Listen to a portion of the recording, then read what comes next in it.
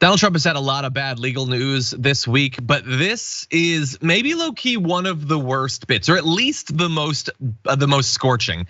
So this has to do with E Jean Carroll. Now, obviously, E Jean Carroll won this defamation lawsuit, one of several that's pending against Donald Trump for what she alleges was his sexual assault of her many years ago in the Bergdorf Goodmans.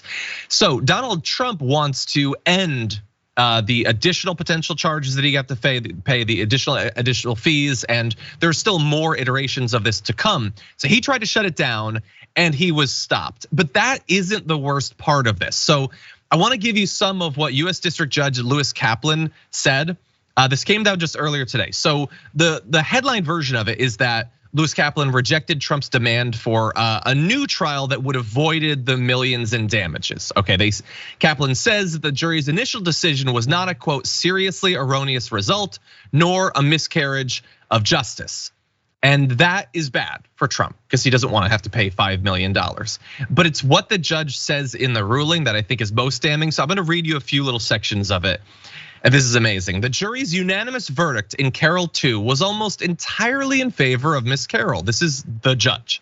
The only point on which Miss Carroll did not prevail was whether she had proved that Mr. Trump had, quote, raped her within the narrow technical meaning of a particular section of the New York penal law. The finding that Miss Carroll failed to prove that she was, quote, raped within the meaning of the New York penal law does not mean that she failed to prove that Mr. Trump raped her, as many people commonly understand the word rape. Indeed, as the evidence at trial recounted below makes clear, the jury found that Mr. Trump in fact did exactly that. I'm gonna give you a little bit more, but that is the judge saying they did in fact prove, based on the way that everyone uses the term, that he raped her. It is not exactly how it is defined in the New York Penal Code, but for common usage, that's irrelevant because nobody defines words the way that the New York Penal Code does. And this is important, like culturally, because Donald Trump and his supporters coming out of the E Jean Carroll verdict have like crowed that, hey, they didn't say that he raped her. Forget all the stuff about sexual abuse and all that. They didn't say that he raped her. The judge is saying, no, they in fact did do that. And I'm gonna give you one more section. So why does this matter? Again, this is the judge. So why does this matter? It matters because Mr. Trump now contends that the jury's $2 million compensatory damages award for Miss Carroll's sexual assault claim was excessive because the jury concluded that he had not raped Miss Carroll. Its verdict, he says, could have been based upon no more than groping of Miss Carroll's breasts through clothing or similar conduct, which is a far cry from rape. And while Mr. Trump is right that a $2 million award for such groping alone could well be regarded as excessive, that undermines rather than supports his argument. His argument is entirely unpersuasive.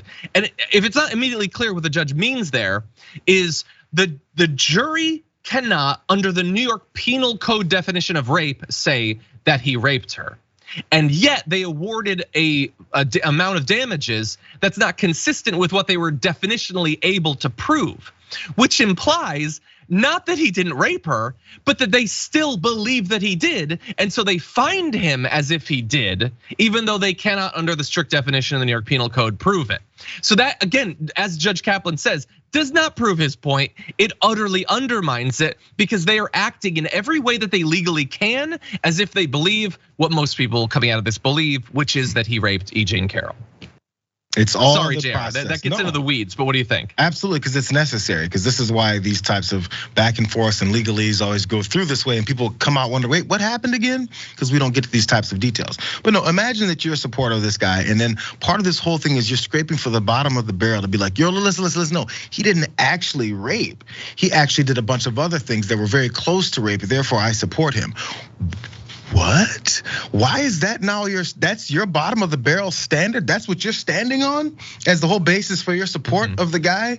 That after this $2 million came forward again, how much of that $2 million is your cash? Why do you care this much?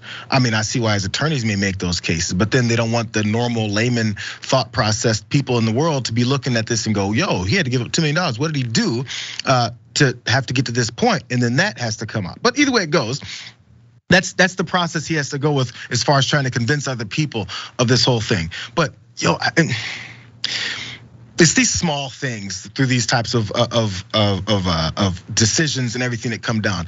Think about how many times that a judge gives sentences to certain folks based off of whatever he believes about them for the same crimes for someone else that they give lesser sentences to. How much do we complain about that? This is criminal type of things, sending people to jail based off of your belief systems by that person, their age, maybe you're gonna try them as an adult, maybe because of their different background and socioeconomic status. These decisions are always made. But here, over $2 million from Donald Trump, from the things that regular folks would see as absolute disgusting behavior, we have to then start having these nitpicking different things because of the $2 million. Yo, the backwards nature of this country and the way we go through these processes is always illustrated, but it's a matter of whether or not we're gonna care enough about it. Yeah, I think of it as strength. Maybe sometimes it feels like a weakness. We on our side try to put ourselves in other people's positions and imagine, what their life is like, why they think what they do, why they do what they do or whatever.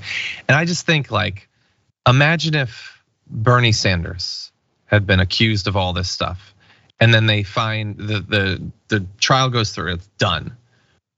And like, they only found that he sexually abused a woman and owes millions of dollars. And I'm like, oh, thank God he didn't rape her. What are you talking about? How is that the takeaway? Like, and then after it's found that this guy that I worship sexually abused someone, he does like a town hall and once again insults her appearance and implies that she wasn't attractive enough for him to have actually raped. Like, and I'm like, that guy needs to go back to the White House. I know that like there's a lot of tribalism and there's a lot of bubbles and everything. But it really does still feel like there should be some things that should be capable of piercing that. And the last 5-10 years or so has just been a series of tests that we as a people fail. And you just have to update like your accounting of what matters or what could potentially get through to people. And you have all these things that you think would be on that list, but you just have to one after the other cross them off. Yeah, it's a trip following American politics. I'll just say that. Anyway, good news for E Jean Carroll. Of course, the quest for actual justice continues. For more political news breakdowns, interviews, stories of activism, and me trying my hardest to care about the occasional big celebrity news story, subscribe to our YouTube channel at youtube.com/The Damage Report. And you can ring the bell wherever it is so you don't miss anything.